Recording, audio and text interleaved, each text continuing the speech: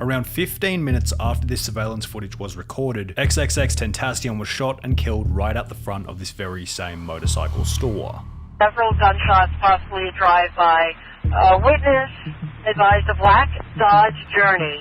Shot somebody in a black BMW. Located within this mentioned black Dodge Journey were 4 individuals: Michael Boatwright, Trayvon Newsom, Robert Allen, and Dedrick Williams, the last 2 having been seen on the surveillance footage next to XXXTentacion just moments before the tragedy. Why were these 2 shady-looking guys snooping around the motorcycle store in the minutes before his death? What was the motive behind the killing? Did the perpetrators know XXXTentacion personally? After being pronounced dead at 4:51 PM that very same afternoon, investigators would look over the prior 10.5 hours of Jarzy Onfroy's life back to 6 AM that morning, at which point they discovered that his day started normally and that nothing was out of the ordinary. At 6:05 AM, he'd begin the day with a game of League of Legends, before logging off 22 minutes later at 6:27 AM. Now, it's impossible to tell if he'd been playing the game all night, or if he'd simply gotten up early to have a quick match before getting the day started, but either way, beginning his final day with video games didn't exactly seem unusual or indicate any awareness about the fate that was waiting for him that afternoon. However, X did seem to have a sneaking suspicion that he would eventually suffer a premature death. In an Instagram livestream from December 2017, 6 months prior, XXXTentacion discussed both the possibility of death, whilst outlining what he hoped his legacy might become when he did eventually die. If I'm gonna die or ever be a sacrifice,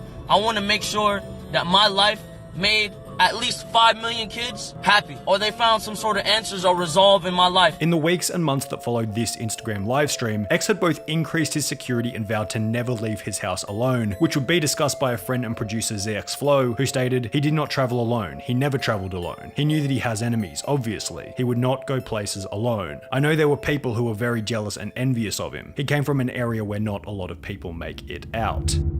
XXXTentacion had grown up in Lord Hill, Florida, a suburban area which in 2014 was ranked as the 8th most dangerous small city in America, and if we examine X's upbringing in the area, it's really no surprise that by his final day on Earth, he had certainly created some enemies. Lauderhill is like the hood. Lauderhill is like... So, okay, you grew up in the hood. Wait, you're a fighter? You've been getting in a lot of fights? Bro, I've been fighting since I was a kid. What, he's always been throwing the hands or what? I mean, I've been there plenty of situations and like plenty of fights. After growing up in somewhat of a rough environment, with his mother being a stripper and his father partly a drug dealer, fighting people became a regular part of XXXTentacion's life, almost like a hobby. He'd be enrolled in a school choir during elementary school, where he began to develop his love for music, yet would be kicked out after punching another band member in the middle of a public performance. Like, I was in choir, ended up getting kicked out while we was literally doing a performance because he kept touching me when we were singing. Being kicked out of educational institutions for fighting became somewhat of a trend in X's life. After the school choir event, he'd then be expelled from Margate Middle School after kicking another kid in the mouth, whilst also getting into a fight with a random person who had provoked him on the bus ride home. As a result of X's short fuse, in the 8th grade, his mother would kick him out of home, at which point he'd go and live with his grandmother, who lived in a gated community reputable for drug dealing and gang violence, a place where XXXTentacion would come to find even more enemies. In this area, X came into the possession of a firearm and began to take part in armed robberies, ultimately resulting in his first 9-month stint in a Florida juvenile detention center. While locked up, X would meet another individual by the name of Stokely Cleavon Goldborn, who would later come to be known as Ski Mask the Slump God. It was hard. We had to make it on our own. They kicked us out. We met in jail.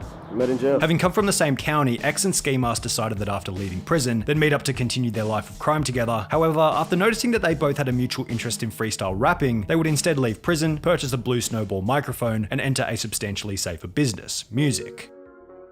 Yeah, we need an outlet to just stop getting in trouble. He ordered the stuff off of eBay. It was like a snowball mic, Audacity, and like a laptop. XXXTentacion would create his first ever song alongside Ski Mask titled News/Flock, then post it to SoundCloud after his release from prison, with his second song, Vice City, discussing this desire to leave his life of crime in the past. From this point onwards, X would become so serious about his music career that over 4 years later, on the final day of his life, creating music was still very much a daily habit. Because at around 8 AM, approximately an hour and a half after logging off League of Legends at 6:27 AM, X would work on the beat for a new song recorded 2 days prior titled Chase Glass Shards, which would, unbeknownst to him at the time, be the last piece of music he ever worked on. This would continue over the next 6 hours between 8 AM and 2 PM, in the process interacting with his girlfriend Genesis, who had become sick and was considering seeing a doctor. Without the knowledge that, after that afternoon, he'd never see Genesis ever again, X had something else on his mind: buying a new motorbike. At 3:11 PM, X would FaceTime his mother for 2 minutes, asking asking if she'd accompany him to a motorcycle dealership in Deerfield Beach, to which she would say no, sparking an argument, resulting in her agreeing to instead go to the doctor with Genesis. Vowing to never leave the house alone, XXXTentacion would instead head to the dealership with his step-uncle, stopping by the Bank of America on the way over. X pulled up to the bank driving his $150,000 BMW i8 whilst wearing a gold chain and a $2,000 Louis Vuitton bag. He walked in calmly and withdrew $50,000 in cash, placing each and every $100 bill neatly into his Louis Vuitton bag, at which point he'd be noticed by the 4 previously mentioned suspects, Michael Boatwright, Trayvon Newsome, Robert Allen, and Dedrick Williams, establishing a potential motive for the killing: financial gain. Just weeks prior to this $50,000 cash withdrawal, XXXTentacion had signed a deal for his 3rd studio album worth a reported $10 million US.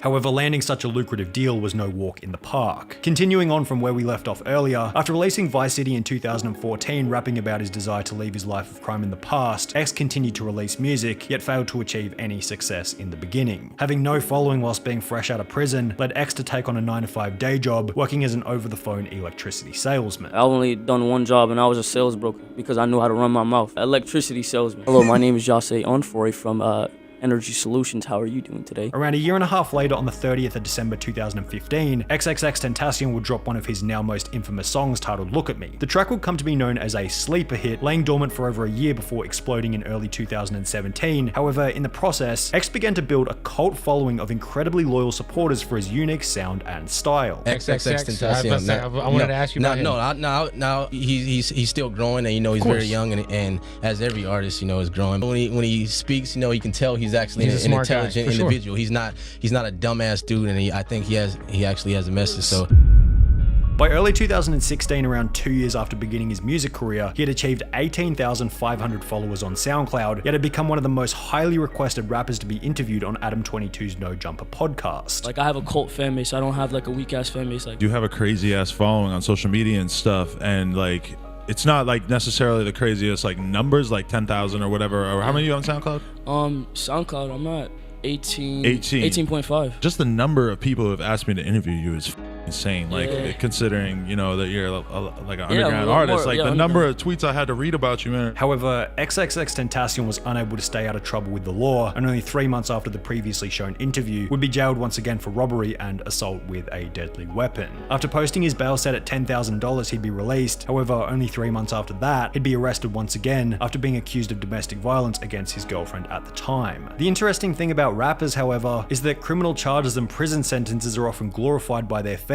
and seem to do wonders for keeping them relevant. This is exactly what happened to XXXTentacion, as it would ironically be during this 3rd stint in jail that his notoriety and music career would find its way into the mainstream. In January 2017, his song Look At Me, which had been released over 12 months prior, peaked at number 34 on the US Hot 100 Billboard after X had been locked up for 2 months and was doing absolutely nothing to promote it, while many of his other songs began to trend alongside it. His newly found notoriety whilst in prison led to countless 6-figure record label offers under the assumption that he was going to be even bigger after being released from prison. XXXTentacion ended up spending 6 months behind bars during this 3rd stint and was released in April 2017 with more fame, more fans, and more enemies than ever. After receiving a deal worth an estimated $6 million for the production of his 2nd studio album titled Question Mark, X would purchase a $1.4 million mansion in Parkland, Florida to house him, his girlfriend, and his mum. In the space of 1 year and 3 months, X had gone from an underground artist in prison to a multi-millionaire mainstream celebrity. However, while X had certainly built the fame and fortune, perhaps he didn't have enough time to build the high level of wisdom required to manage his high status position, bringing us back to the moment that he withdrew $50,000 cash on his very final day. The reasoning behind why X felt the need to carry such a large amount of money in physical $100 bills is anyone's best guess. Perhaps he knew the dealership would give him a better price if he paid with physical cash, or maybe he just wanted to feel like a baller walking around with the average American salary in his backpack. However, if X never made this withdrawal, the outcome at the end of the day might have been incredibly different. Because after leaving the bank, X would be followed by the 4 previously mentioned perpetrators to Riva Motorsports, all of which arriving at 3:30 PM approximately 10 minutes later. 2 of the alleged perpetrators, Robert Allen and Dedrick Williams, are seen walking right next to XXXTentacion whilst he looked at bikes, with the other 2 alleged perpetrators, Michael Boatwright and Trayvon Newsome, waiting outside in the black Dodge Journey. 25 minutes later, at 3:55 PM, XXXTentacion would go to drive out of the motorcycle dealership before the Dodge Journey would block the exit, at which point 2 masked men jumped out of the car and demanded X's Louis Vuitton bag and gold chain. The thieves would successfully take both of these items after a bit of a struggle. However, even though the robbery was over, when X looked at one of the men directly in the eyes, he'd take 2 steps back and do the unthinkable.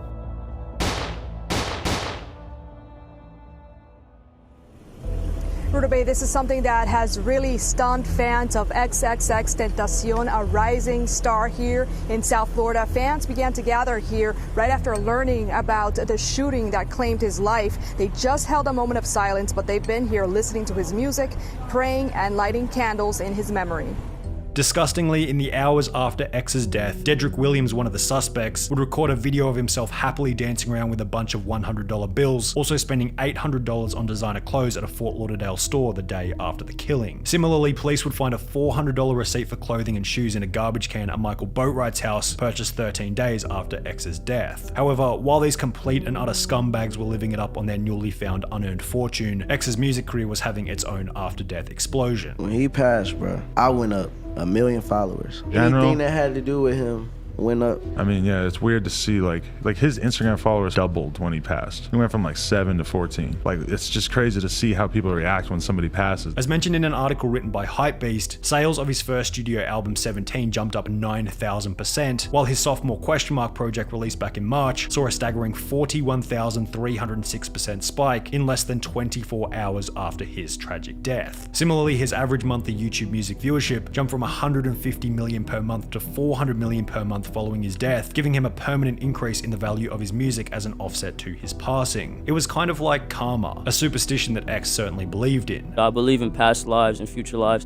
I believe in the karmic cycle. I believe until you align the karmic cycle, nothing else matters. However, by the same token, after X had been to prison twice for armed robbery himself, perhaps his own death during an armed robbery was, as he put it, the karmic cycle realigning itself. However, no matter how poor X's prior decisions might have been, they weren't nearly as stupid as those involved in the killing. With bullet casings at the scene of the crime matching guns owned by the perpetrators, and evidence as obvious as Dedrick Williams purchasing a neoprene mask from the motorcycle store just minutes prior to the robbery, each of the 4 men were arrested one by one in the 2 months that followed the tragic event. The perpetrators would have their fingerprints taken and would each face a pre-examination. However, almost 4 years later, the men are still yet to face trial and have therefore received no charges. However, this hasn't stopped XXXTentacion's father, Dwayne Onfroy, from expressing what he hopes might happen to the perpetrators. Y'all killed that young man, that father, that son, that brother without a cause. I say this, no malice in my heart. I'm seeking life without parole for the participants in the robbery and cold-blooded murder of my son, and the man who pulled the trigger. I'm going to seek the death penalty.